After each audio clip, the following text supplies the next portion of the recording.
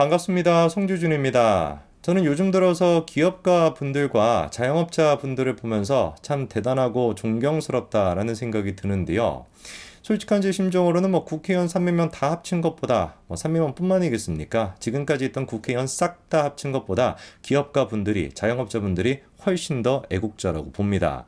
제가 이번에 경험했던 거 한 가지로 말씀을 드리면 여러분도 다 아실 것 같은데 제가 미팅 같은 걸 할 때 누가 커피를 사왔어요. 근데 커피가 진짜 어마어마하게 크더라고요. 대문짝만하게 큽니다. 그래서 혼자 다 마실 수 있는 양도 아니고 네 명에서만 나눠 마시더라도 충분할 법한 그런 어마어마한 커피를 사왔더라고요. 근데 기절할 뻔했던 게 뭐냐? 그렇게나 큰 커피가 얼마라는 거예요? 1,500원밖에 안 한다는 겁니다. 이게 사실상 기업가 정신인 것이죠. 아니 국회의원 3명만 모아놓고 커피 하나 만들어 보세요. 만들어낼 수 있겠습니까? 톡도 없죠. 택도 없는 소리겠지. 무슨 이것도 문제인 것이고 저것도 문제인 것이고 규정은 어떻고 절차는 어떻고 그런 거나 탁상문으로 계속하다가 커피 한 잔도 못 만들어내는 게 그게 정치인들의 수준인 것이고 그게 정치인들의 근본적인 한계인 겁니다. 원래 그럴 수밖에 없는 거예요. 저는 그래가지고 참 요즘 답답하다라고 생각이 드는 게 또 좀 있으면 이제 할로윈도 다가오고 있는데 그러면서 더 답답한 생각이 드는 게 뭐냐면 좌빨들 같은 경우는 그럴 수 있다고 치자고요. 민주당을 지지하고 그렇게 정신을 놓고 있다라고 치자고요. 그런데 자영업자분들이 민주당을 지지하는 거 이거는 진짜 잘못된 거 아니겠습니까? 정말 그런데 그런 분들이 아직도 많습니다. 자영업자분들 중에도. 얼마나 코로나 시기 동안에 자영업자분들이 힘드셨습니까? 현실을 생각하지 않고 그러니까 완전히 탁상공론의 끝판왕이었던 것이죠. 현실을 생각하지 않은 상태에서 천편일률적으로 전체주의적인 사고에 입각해가지고 그런 식으로 보상을 하다 보니까 제대로 보상을 못 받는 분들도 얼마나 많았습니까? 법인이 있다라는 이유만으로 보상을 못 받는 거예요. 예를 들어가지고 작년에 네가 돈 좀 벌지 않았냐? 그러니까 보상 안 해주겠다. 이런 식인 겁니다.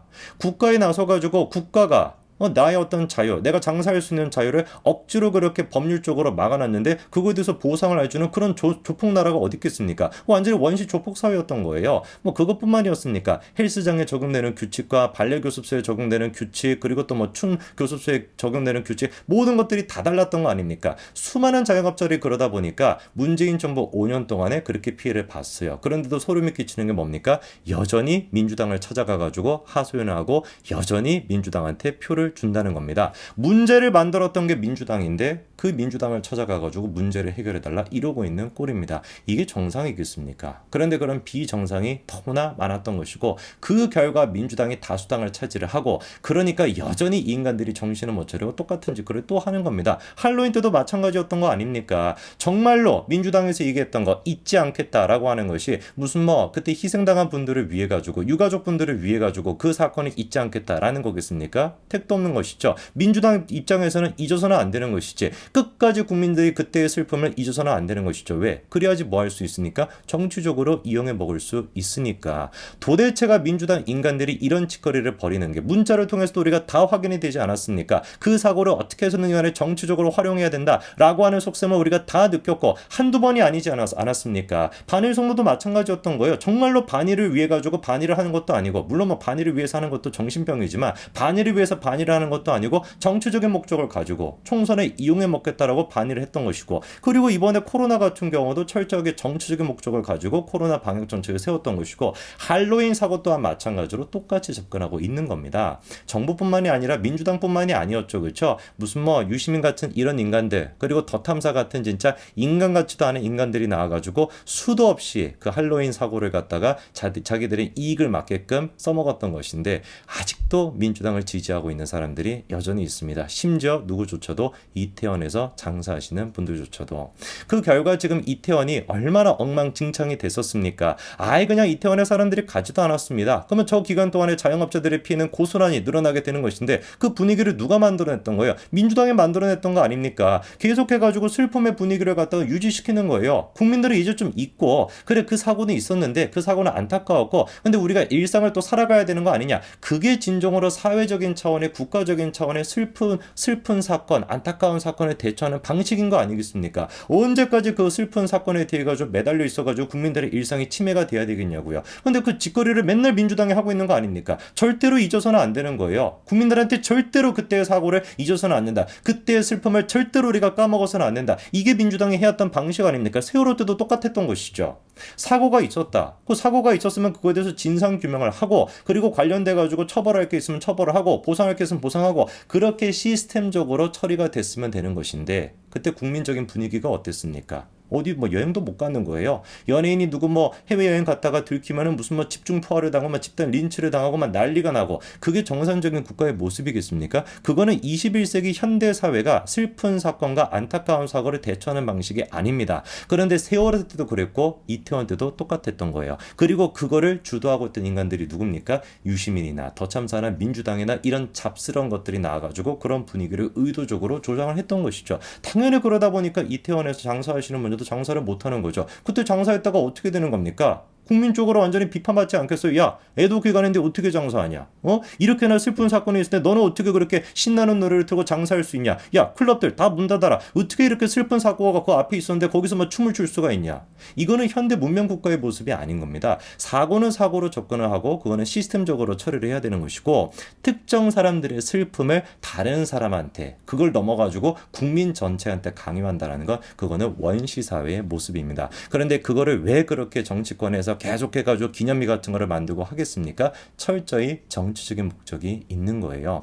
이것도 보십시오. 뭐 총선이 지금 다가오다 보니까 관련돼가지고 뭐 재난지원금 지급해야 된다는 얘기를 계속 해왔었는데 이것도 조금 지나가면 더 또 막 불붙지 않겠습니까? 재난지원금 같은 거 줘야 된다고. 코로나 때 같은 경우도 민주당에서 문제를 만들어 놓고 그 피해를 민주당이 줬었는데 지들이 나와가지고 재난지원금 주겠다. 방역지원금 주겠다라고 하는 것이고 이번에 할로윈 또한 마찬가지로 지들로 인해가지고 자영업자들이 다 장사 못하고 다 망하게 생겼는데 이제 와가지고 또 꿀을 주는 거예요. 사탕 주는 겁니다. 매번 이런 식으로 정치를 해오는 것인데 매번 이런 것들에 국민들이 넘어간다라는 게 문제인 것이죠. 문제의 원인 자체가 민주당이고 민주당이 없어져야 이 문제가 애당초 생기지 않는 것인데 민주당이 문제를 만들어 놓고 지들이 또 나서가지고 다수당이니까 세금을 통해가지고 지들 돈으로 주는 것도 아니잖아요. 세금을 통해가지고 사탕 같은 거 하나씩 주는 거 이런 식으로 또 정치를 해왔던 거 아닙니까? 고무신 한 짝씩 주면서 그걸 통해서 표팔이 하는 거예요.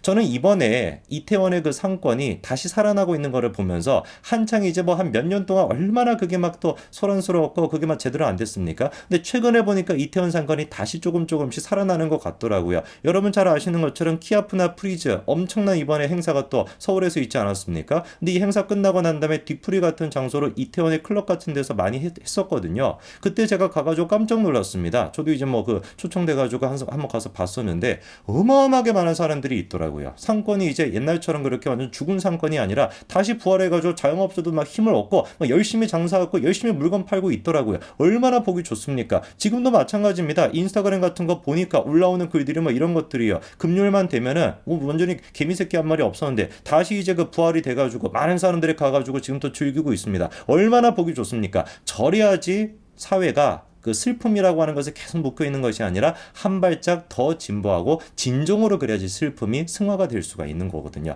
근데 끊임없이 정치권에서 그리고 또 여전히 뭐가 이루어지고 있습니까? 이 슬픔을 잊지 말아라고 계속 국민들한테 강요하고 있어요. 이번에도 마찬가지였습니다. 이태원과 세월호 이 유족들이 추석을 뭐 합동 차례까지 했다고 하는데요. 뭐 그럴 수 있죠. 유가족 분들은. 근데 정치권에서 그거를 또 끼어드는 겁니다. 특별법 통과 이것도 얼마나 지금 문제가 심각합니까? 다른 것 다 떠나가지고 계속해가지고 민주당이 특별법을 통해가지고 얻고자 하는 거는 유가족분들의 어떤 슬픔을 치유하겠다 이게 아닙니다. 원하는 바가 여기에 있는 거예요. 한마디로 얘기해서 영장주의가 됐거나 적법 절차 원칙이 됐거나 싹 다 위반을 하고서 특조위가 수사기관과 법원의 역할을 동시에 할 수 있는 권한을 가지고 있거든요. 영장 청구를 하면은 특조위 판단대로 할 수가 있는 것이고 심지어 영장 청구뿐만 아니라 뭐까지 할 수 있다는 겁니까? 청문회 출석 요구랑 위증시 처벌까지도 할 수 있는 법원의 기능도 이 특조위가 갖겠다. 그게 지금 뭡니까? 민주당에서 만들겠다라고 하는 특별법이에요.